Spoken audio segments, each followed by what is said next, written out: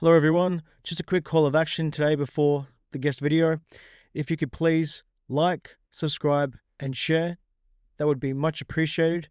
Most people who watch these videos aren't subscribed to the channel, so if you could really do that and like the video if you enjoy this guest video, so I can get more guests on the show and get the RBL Talk podcast going worldwide. Hope you enjoyed today's video. It's that time of the show where I welcome a special guest. Welcome to the show. How are you? I'm very good, thank you. How are you? I'm very good, thank you. Please introduce yourself to the audio listeners and also the viewers of this interview. Yeah, hello people. My name is Johannes. I do TikToks, I do Twitter content, all around RB Leipzig. That's the thing I do. And you're quite good at it, actually. You've come up on my feed quite a bit, actually, and there's a few things that I've seen as well. Just recently, you're asking for score predictions and things like that around the grounds. Unfortunately, I don't speak native German. I do appreciate you're very well languaged in English, because I do end up watching those and using Google Translate. It's something that all the listeners and viewers should go check out if they're able to get it translated. So, how did you come about supporting RB Leipzig? Actually, it was a funny coincidence. I moved to Leipzig for university reasons, and I didn't really have anything to do with club football. National team, like during World Cups or European Championships, yeah, but I wasn't really into club football, and I think it was 2019, was like when, with my back then ex-girlfriend and her father, we went to a game, and I was like, this is crazy. Why did I never heard of this before? Like, I need to see more of this. This is amazing. And yeah, that's how it turned out. Then I went to get a season ticket, and that's just how it all started, So whereabouts are you originally from in Germany? I'm from Weimar. That's a small town in Thuringia. Yeah. Okay. I'm not too sure where that is. Can you tell the listeners and viewers roughly where? 100 kilometers away from Leipzig. Okay, so you're still from East Germany then? Yeah, you just found Leipzig as your team. So yes. Have you always been a supporter of RB Leipzig, or did you support another club or anything like that? Or no, like I said, I wasn't really involved in club football. Like, okay, there's like Erfurt and Jena close to here, but I was never into it. It just never happened. Back in the days, I used to be more about gaming and not too much about football. So I never supported a different club before RB. I do like my gaming myself. It's one of my little pastimes that I can try to do if I'm not busy working or doing this content for everyone. And it is good to have another person on the show who can speak English and who's an absolute RB fan in Leipzig. It's not often I can bring on a guest of this caliber. So a couple of questions over there as well, Johannes. Is that how I say it correctly? Yes, it's perfect. Yep. So what's it like over there with the football? Like my Oma was from Germany and we came over here and we settled in Australia. I'm not going to go into detail of my history as this is about you. What's it like over there with football over there? How deeply rooted is it into the way of life in Germany?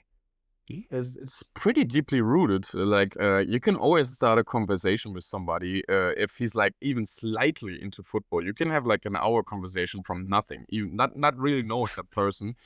Yeah, it's crazy. And even if you go to West Germany, it's even crazy over there. I feel like because it's more concentrated. You have these hotspots like Dortmund, Bochum, Leverkusen, Frankfurt. There's a lot of traditional big clubs located pretty nearby, but overall in Germany, like almost everybody has watched a football game somewhere or even went to the stadium at some point in their life. So some people can always relate. It's crazy, actually. So what's it like going to the Red Bull Arena yourself? Like you're a frequent goer. I have seen some of your videos and things like that. You're definitely outside of the stadium, getting the view of the local RB fans. What's it like to feel that atmosphere? It's pretty good, to be honest. Most people, in the internet, most people talk a lot of, let's say, trash about the arena, Red Bull in general. Of course, the atmosphere isn't like a Frankfurt or like a Stuttgart stadium, but that's totally normal. Like, we've only been here for 15 years. After all, you gotta you always have got to have that in mind. We don't have a massive history of 100 years plus, so it's all gotta build up at some point. And for my point, in my opinion, I think for 15 years this is pretty impressive. Yes, we're playing Bundesliga, Champions League. Yeah, those are pretty hard pull factors. So people will come even if they're not fans. But this is a big opportunity for us because if they enjoy it a lot, they eventually will turn into fans of the club. So I think for putting it into perspective, the atmosphere is amazing, to be honest. It could always be better, of course, but the comparison with clubs like, Frankfurt and stuff, it's just, doesn't make that much sense to me.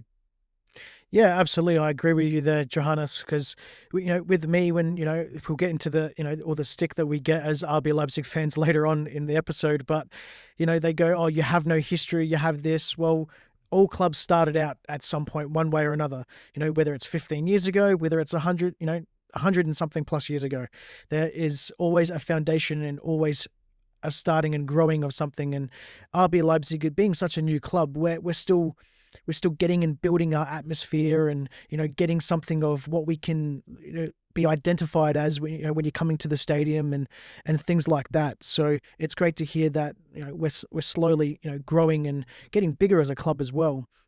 What's it like outside the stadium and inside the stadium when it comes to like the facilities and things like that? Outside the stadium is pretty, I would say, chill even. People are friendly. You can drink beers. You can eat something in front of the stadium. There's even like a big TV where you can watch some replays of past games. It's nice, really. I can't really say a bad thing about it. Like, you even can bring your bicycle now, and it's crazy. They're really trying to go with the time and be very new. And inside the stadium, if we're talking about like it's very modern. Everything in there is pretty new. You can get a lot of food. You can even eat a döner in our stadium, which is kind of crazy, actually. Yeah, it's crazy. Like, if you're Yeah. vegetarian, vegan, whatever, you will always find something in our stadium.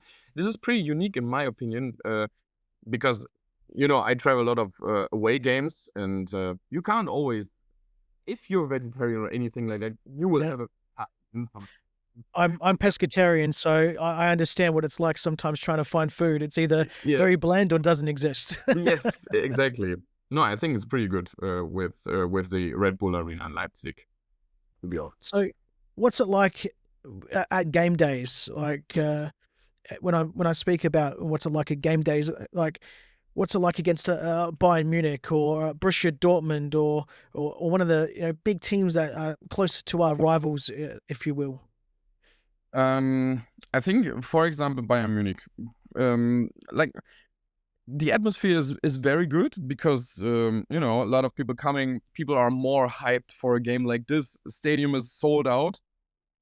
Downside of that is there will be a lot of away fans even in the home area. There's like the neutral blocks, C and A, and you will find a lot of Borussia Dortmund or Bayern Munich fans when they're playing there, which is a little bit unfortunate, but also a thing of the Leipzig culture. You can come with the enemy jersey and go into the neutral section and not be like, you don't have to worry about getting fought or like, people making some, you know what I mean, right? Yeah, yeah, okay. But in my opinion, like, when Borussia Dortmund is coming, the atmosphere is always a little bit different. I don't know. I don't want to call it derby or anything. Like, it's far from that, right? But it's different. I don't know. There's always something in the air. At match day, when Borussia Dortmund is coming, it's always something in the air, and it's always fantastic atmosphere because it's heated. I don't know, because of the past. There's always been some clash between Dortmund and Leipzig, so it's crazy. I don't know why. I can't describe it. What's the best atmosphere and what continues to be the best atmosphere game when we play, and what team? Like, I know Union there's Berlin. who? Union Berlin, Yeah, that's 100%. exactly what I was going to say. Union Berlin is one of those teams. What's it like witnessing that in the Red Bull Arena? It's great because they come, they don't boycott. You know, a lot of ultra scenes from different clubs, they boycott the Red Bull Arena, so they don't come. So there's not a lot of atmosphere coming from the away crowd. But Union Berlin is different. They come and they fill that away block. You know, it's sold out, flags everywhere, big atmosphere. This is almost like a real derby because it's also so close. You know, it's like the 2.5 hour ride, so the people will come. It's the same when Yeah. we play in the Alte Försterei. You know, we are coming as well because it's so short. It's the shortest away ride for us. What's the nature like at the Red Bull Arena for other fans? Like, I know we're, get a lot of stick, and we will get into that very shortly. But if I was, say, I don't know, say a Bayern Munich fan, I feel obviously dirty now just saying that. But if I was a fan from another team, what would my expectations be from all the RB Leipzig locals? Depends. Depends on what you heard from the club before. You know, you can hear bad things before, you can hear good things before. Let's say you're like a neutral person. I think you can expect. You don't have to fear any kind of. I can't find the English word right now, but you don't have to fear for your health or anything, or Yeah, getting yeah. attacked or anything. You So know so it's no gonna be violence directed pretty. towards you. Yes, exactly. Yeah. Yeah, you can be pretty relaxed in your mind coming into the Red Bull Arena, as it should be in my mind, as it should be every. Yeah, absolutely. I don't have the funds at the moment, but one day I would love to go. It's on the bucket list to go to the Red Bull Arena and at least go to one game. And if I were to pick one game, obviously besides Union Berlin, what game do you think I should go? You can, of course, always the Champions League games are also big games, you know, flood like late at night. Um, but I do also recommend the small clubs, you know, like if Mainz are coming or even Heidenheim or anything, you know, it's easier to get on tickets. And those games can be surprisingly entertaining. Really, those small teams, they put up a big fight, the score gets close. The game can be even more entertaining than like a 1-1 draw against Bayern. Believe me. Yeah, so there you go, listeners and viewers. That's some, some games there that if you do happen to get yourself into Leipzig over there, there's some matches that you should be going to see from Johannes himself, and native RB Leipzig fan. So, what's the most memorable moment you've had as a fan or supporter of our club? I mean, there are many, but before you answer that question, how far back does your supporting of RB go back to? Like, what league were we in, and you know, tell me about your journey. Like I said, my journey started in 2019. We were Bundesliga already, like I think like 2 years. It was our second or third season in the Bundesliga. It was against Freiburg, and we led 1-0. Then we conceded a very stupid goal, and the man Forsberg, he converted a penalty late in the game to seal the win with a 2-1. Yeah, that was like the first one. So Bundesliga, everything. I did not witness anything from like third, second division. I was just there from the Bundesliga, like because I didn't know about the club before. You know, I just Yeah, didn't know. I wasn't too deep into football, and if you're not that deep into football, you can miss it really. Um, yeah. Now I don't believe it because now I'm so deeply in the football bubble. But back then, I was neither interested or did I have any knowledge, you know? And those two things combined can miss out.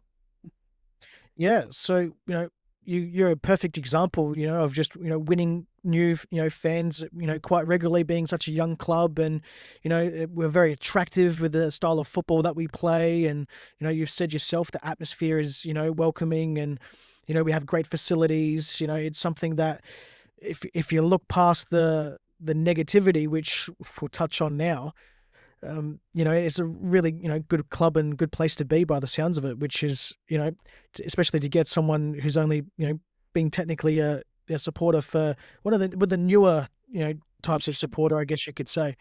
But what's it like being an RB Leipzig fan over in Germany? Like, do you wear your stuff loud and proud, or like do you get any verbal abuse or anything from other clubs or from other supporters, or?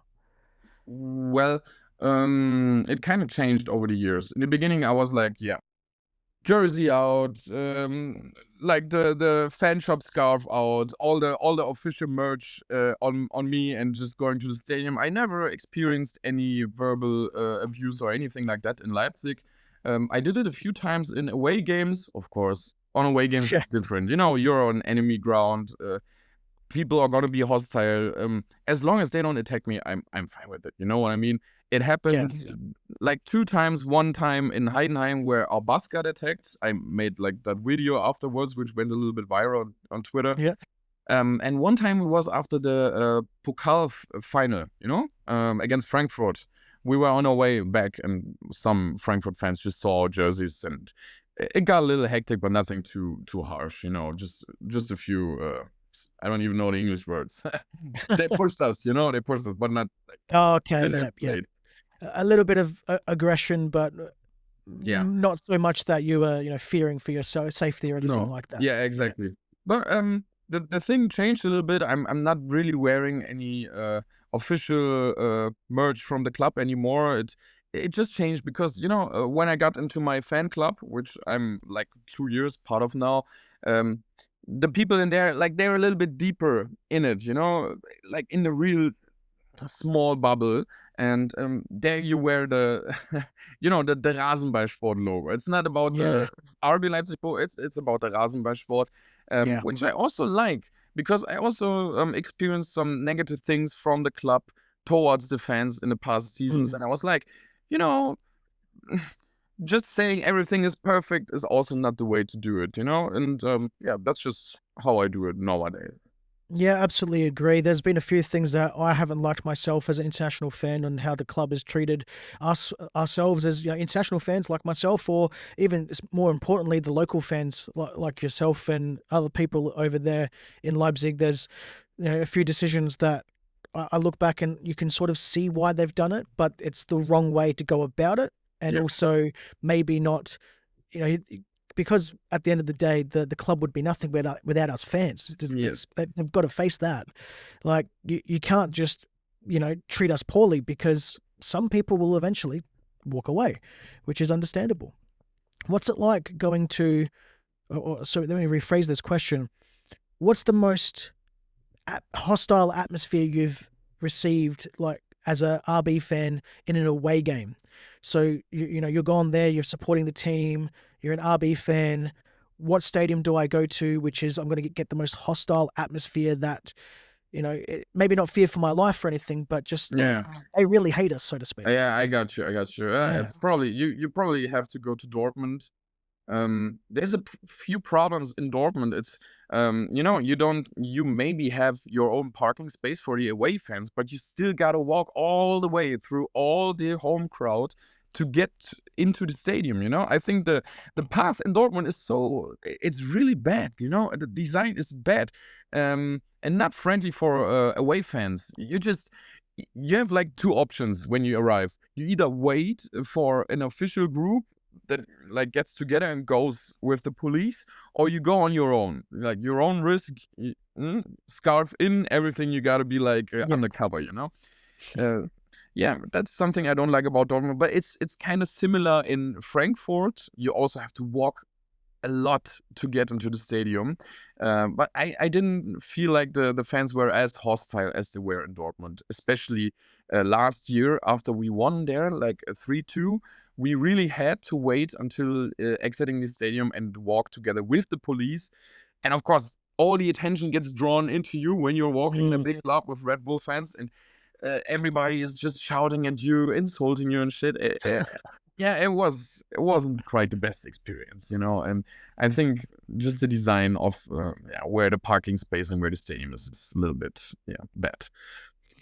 Would you say that the hatred towards RB and RB Leipzig as a whole in Germany is not overrated, but maybe overinflated? It's not as bad as what it's led to believe. Yes, 100%, Yeah. 100%. And by my experience, what I witnessed through the few years I've been a fan is like a lot of people just have an opinion from somebody who talked something even a few years ago, It doesn't even necessarily have to be true, or even, things change as well. Of course, there were some things you can critique. There are still things you can critique, but in my opinion, it's, they're making it bigger and worse than it actually is. Instead of just making your own picture of the thing, take a look for yourself, get your own opinion. A lot of people just talk what other people are saying.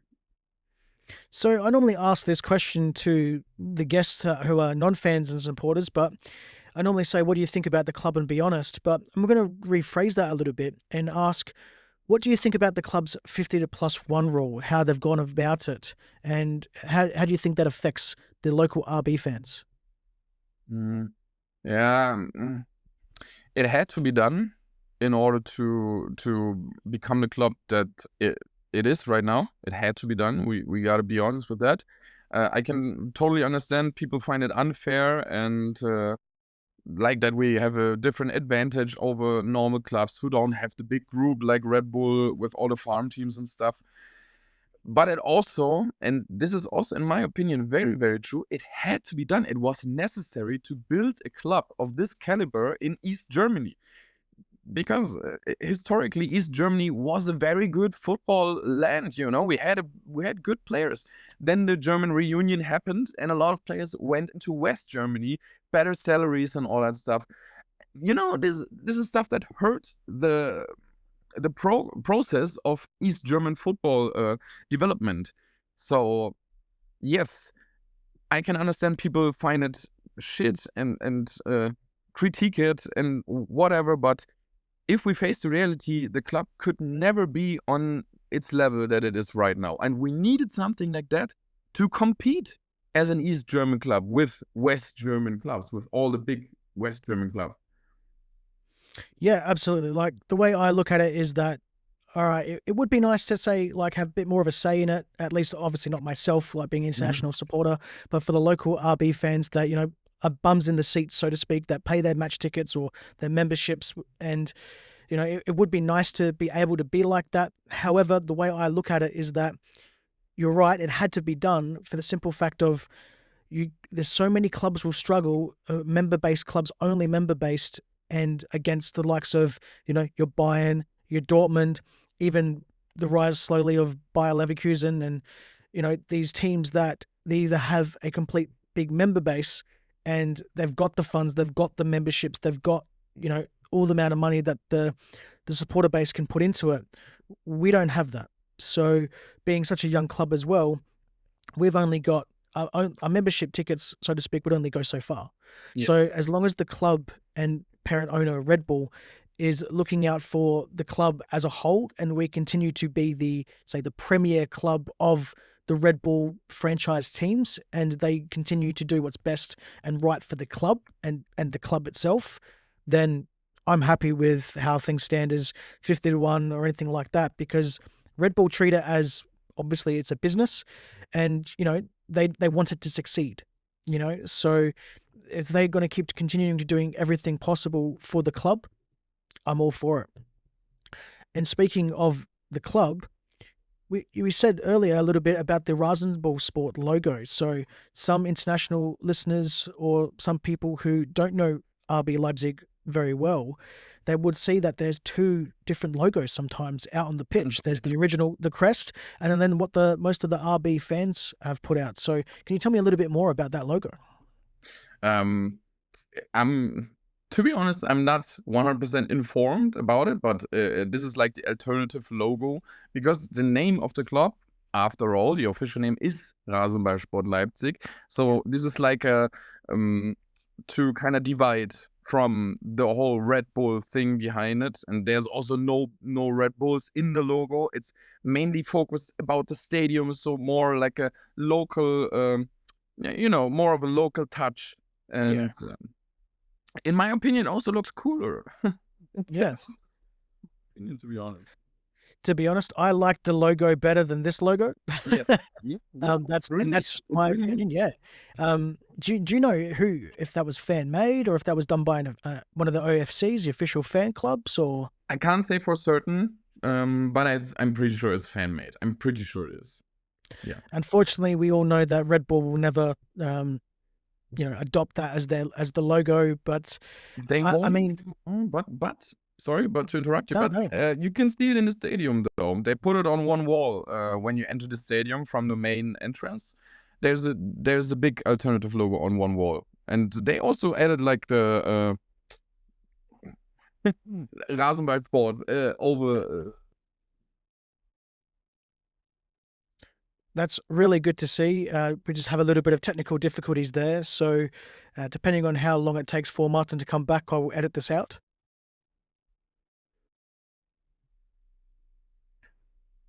I don't know what happened. I kind of Yeah, no, that's fine. Just it keep glitched going. I out. can I edit don't that out. know. That's fine. Thank you. So they added the name Rasenballsport Leipzig above the the stands, above the stands. So yeah, they kind of did some things to also catch those fans who aren't really identifying with Red Bull. So, why do not some fans want to be identified with Red Bull? So, some people have given me a little bit of stick, being an RB Leipzig supporter and not catering for like the local fans because a lot of people, if I remember correctly, it is like RBSL or something like that, not RBL. Yeah, Yep. yeah. So why do some members and RB Leipzig local fans want to move themselves away from Red Bull and the club? I think it's because of a few reasons. First of all, the stigma of being a fan of a Red Bull club. They kind of want to distinguish themselves and being like, no, I'm not somebody who eats everything and accepts everything and is agrees with everything the club does. Like I think that's one thing, and the second is to kind of show that they're building their own, not like their own fan base, but like a different fan base, more like almost like ultras. You can really say it. Yeah. Or they're really trying to distinguish themselves and be like, this may be a Red Bull club, but we can have, and our fan base can be as good as from a normal club. I think that's kind of Yeah. the thing they want to do. Yeah, I would say that. I mean, I'm not too sure about your perspective, but I don't think that we have really an ultra like fan scene base or anything like that. What do you think? Yeah. Not I don't think they would call themselves ultras, but in my mind, if I'm seeing all the RB Leipzig fans, then they're the most ultra-ish kind of group. We have Zone 147 and Fraktion Red Pride. Those are like the two really active support groups. They come to all the games.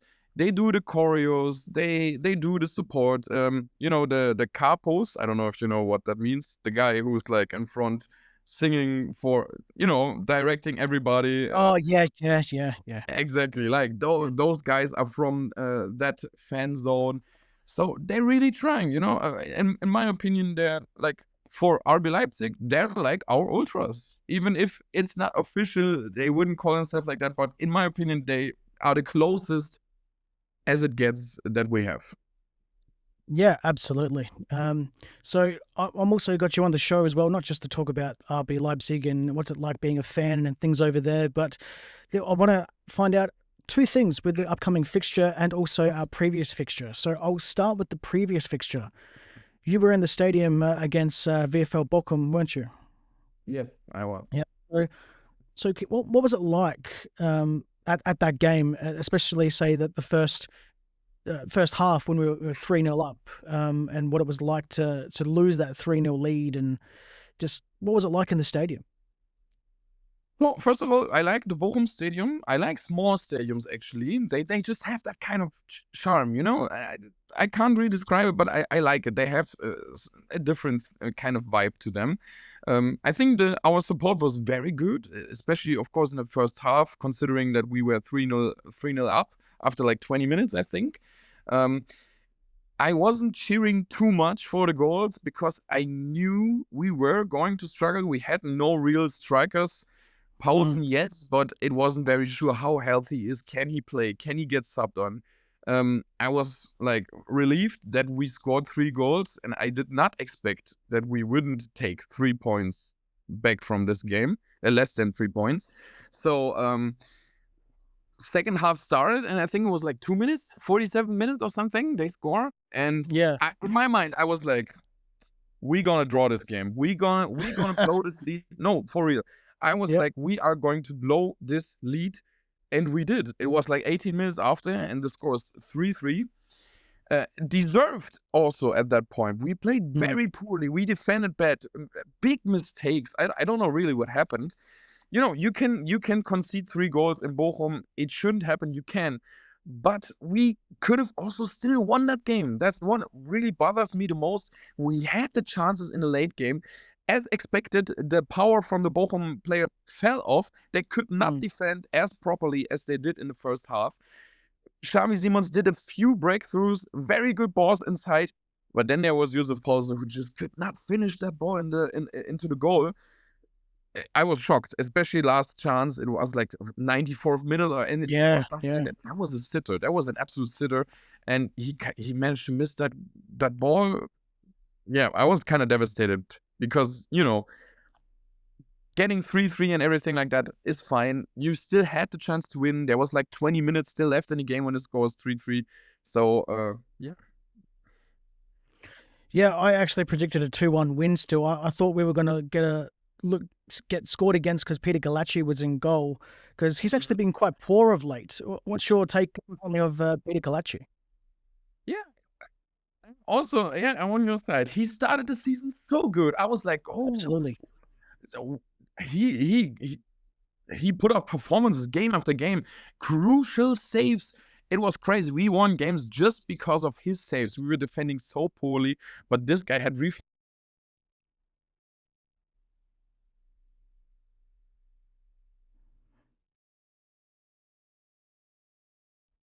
Johannes has cut out a little bit there, so we will edit that out as well. The Patreon members will get this completely unedited. Okay, I don't know. Yeah. No, that's fine. Patreon members get this completely unedited, but the actual public one will be fine, mate. So no issue. Perfect. So he had a very, very good start to the season. I was very excited about his performance. We got a new goalkeeper. We got Van der Voort. He's putting up a lot of pressure behind Gulacsi. So I was like, okay, either he's going to perform or he's going to drop to number 2. And he did put out crazy performances. But I don't know when it started, like 1.5 months ago, when he had some around November mistakes here and there. And, yeah. Kind of sad, though.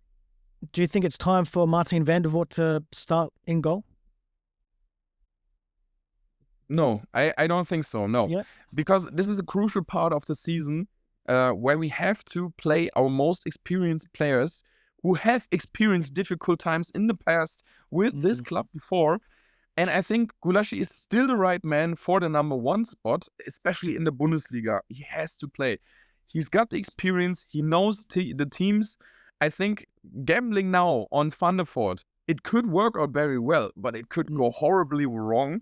And it could even, be too much pressure for Van der Voort and set him back too much.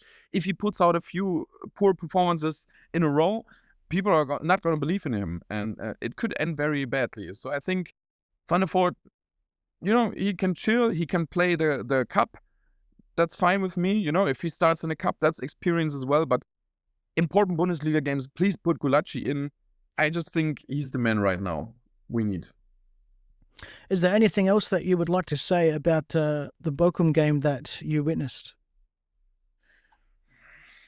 Yeah, it was just very unfortunate that we had those 2 yellow-red cards against our strikers. I think having either Openda or Šeško on Saturday would have helped us to get the 3 points. I really think we would have made it. Yeah, but it also shows that we kind of need a striker. We still need a striker, and that we did not commit into Noah Okafor, even though he's injured. I think it was a mistake. Yes, he wouldn't be an immediate help, but maybe he would be a very good help in like 1 or 2 months. There's still a lot of games to play, and it shows. It shows. If we have no Šeško or Openda, our attack is, it just doesn't have the same power like it used to have. That's it. I've got a question here about our beloved native manager, Marco Rosa. What's the locals' perspective on Marco Rosa? Like, I know he's a local lad, and does everyone love him? Yeah, they love him. They love him. It's crazy. I did a few videos where when we had some struggles this season, and I really asked the people, like, be honest, is he the right coach? Should he continue? Should we get somebody else? What's the problem here? And people were like, no, don't put too much pressure on him. He's from Leipzig. He loves this team. He's committed. You know, people really stand behind him. I would say like a big majority of fans support him, even when the results are poor. There was a lot of, I guess you could say, rose out, hashtags or whatever, or thoughts basically across social media, especially in that November run. I was actually one of the few people that was actually saying, well, let's actually stick by him and actually see what he can do in the DFB Pokal. And if he was able to win it, then it's not time for him to leave just yet. Because the way I looked at it was, we've had a horrid season so far in the Champions League. Throw that away. Forget that existed. Yeah. Try to get some points, but we'll get into that shortly as well. But, that's done and dusted. We're not going to be able to progress. And then for the league, it's like, well, we're not like 10th. We're not like where we were with Domenico Tedesco. So it's not panic stations. We're only halfway through the season, just starting the Rückrunde. So we don't need to go and panic and go, oh, we need to go get another manager or anything like that. And, I copped a little bit of flack for that, and that's fine. It's part of the podcasting game. Not everyone can agree with everyone, and so to speak. And, for me, is Marco Rosa the best manager for the job? As of this stage of right now, absolutely. Yeah. But going at the end of season, that's where I said that I would make my assumption. And as long as he can remain top 4 and get us guaranteed Champions League football, at the very least, I think he still gets that top spot.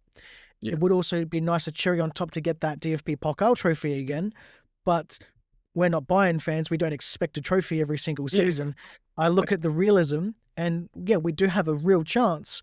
But if we beat I think we're in the quarterfinals, if I remember correctly. Yes. Or is it semi-final? Yeah, quarterfinals. So if we can get into the semis or the final, then I'd be like, and if we lost, hey, job done.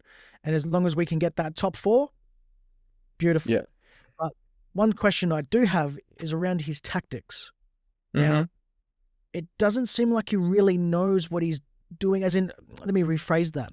He knows what he's doing, of course, because he's a manager. He's gone through the managing school. He's obviously very good at his job. But it does seem a little bit that we're a bit one-dimensional. It's pass the ball to Xavi or pass the ball to David Raum for crosses, but then there's really not much else.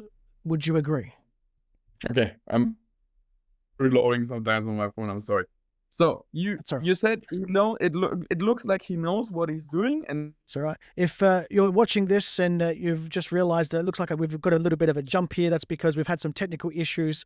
So welcome back, Johannes. As we were touching on, Marco Rosa, he's the right man for the job, but for me, tactically, are there questions around his tactics? Because it does seem that he's very one-dimensional between either Xavi Simons to do something with the ball or those crosses from David Raum. We don't really have any other tactics. What's your perspective on it from a local RB Leipzig fan who gets close in the stadium to watch these games?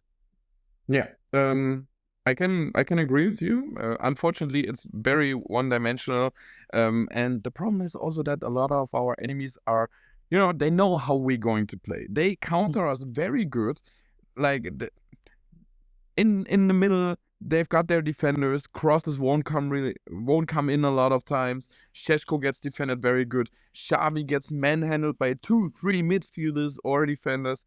That's the problem. Like those lower rated teams, they will defend very hard against us. They will make it hard. Yes. Yeah. So the teams, they make it hard for us, because they know how we're going to play. And we don't really change it a lot of times. Even if we make substitutions or change our formation, the kind of football we play is pretty much the same all the time. And I think that's the big critique point that even RB Leipzig fans are giving to Marco Rose, that it's not enough change, not versatile enough. We can't adapt to as many play styles from the enemies. We always try to play our game, which is, I think, is a good point. But if it Yeah. doesn't fit, it doesn't fit. You got to change something. And a lot of times, also the substitutions of Marco Rose are bad. They're bad. Too late, Yeah. or just to the wrong players in the wrong times. And sometimes we even lost the game after his substitutions because they were not impactful enough, or even impacted the game in a bad way for us. And totally how the game was going to play out. That's my one critique of Marco Rose mainly, is that he doesn't really have a plan B, and that sometimes his substitutions are either too late or not the right substitutions, as you've touched on. And I think that Marco Rose, he's not an idiot or anything like that. He knows what he's doing. I think he hasn't actually found what that plan B is yet, and that's why you see a lot of experimentation and things like that. And it is frustrating as well. But people also got to remember that we don't have a lot of players as well that are able to play with each other besides, like Orban and Klosterman and Galachi, Powson, Campbell. There's not a lot of many players that, and Haidara as well, like have really played, many, many games, many seasons under each other and know how they play and move. And, Xavier Schlager's another one. Yeah. So we got this new talent as well coming through, and they're still also adapting to, the RB Leipzig style of play. And my next question for you is, what do you think of our upcoming match in the Champions League against Sporting? You want to hear a score prediction or like an analysis type of? Oh, both. Whatever you would like to say, Johannes. I think I'm gonna start with my score prediction. I think we're gonna lose 3-1, mainly because our defense at the moment is very, very. We're lacking confidence, and that's why mistakes happen. You saw it in the Bochum game. Gulaci did a terrible pass to get Bochum back in the game with the 3-1 goal. And those are the kind of things that can't happen. It can neither happen against a top team like Manchester City or Real Madrid, and it should never happen against a team like Bochum, because even those teams, they will punish you for these kind of mistakes. So I think Sporting has a very good attack this season. Like Viktor Gyökeres, I don't know how many goals he scored this season, but outrageous numbers. He scored like a hat-trick against Manchester City in the Champions League. So I think we will not get a point against Sporting. Again, even though it's a home game, but considering this Champions League run for us, we're just not lucky, and I don't think we got the power to beat Sporting on Wednesday. Is there any player specifically that you want to see from an RB Leipzig's perspective, or any players you want to see on the pitch or anything like that? Yeah, I would love to see Xaver Schlager, but I don't know how his injury is. I have no updates right now about that. I don't know. Still at the end of February at this stage, so nothing major of damage or anything like that. But they're taking the precautionary route and just really easing it back. End of February, that's over a month. And we got big games. We're playing against Union, Leverkusen. I think Pokal is also in that period of time where he won't be there. Yeah, correct. He's a big miss. You saw it when he was he. I don't know the English word for it, but he teared his ACL last season. Last game last season. Anterior cruciate ligament. Yeah, exactly. Yeah, and you saw when he came back this season how good he is for the team, for the kind of football that we're playing. We need somebody like him, fighting, controlling the game from the middle. This is all stuff that's crucial for us. You see it. If we have no control over the midfield, our game is very ineffective. We can just come from the outside, and I think this season, especially outside attacks from us, are ineffective. With Xavier Schlager, what I see is that he, with his positioning on the ball and even without the ball, he brings players into the game and sort of basically guides them to where they need to be without them even realizing that he's guiding them to where they need to be, for him to play the pass or for us to. He really shapes the midfield core there, from what I've been able to see myself when analyzing the games. Who do you want to see from our perspective, but from Sporting? Is there any players that you want to be wary of, or some players that you want to see just out on the pitch? I'm excited to see Viktor Gyökeres in real. I'm very excited to see him. Yeah. Yes, he's a goal machine, and I've also got some sporting fans come on the show as well. So, Johannes, make sure that you do listen to that interview as I well. will. And they talk about him as well in that one. I did ask the question. He wasn't the person on Player Watch for me. In my podcast, I do a player that we need to watch and just see how they are. They may not be the best player on the team, but they aren't always the worst player on the team either.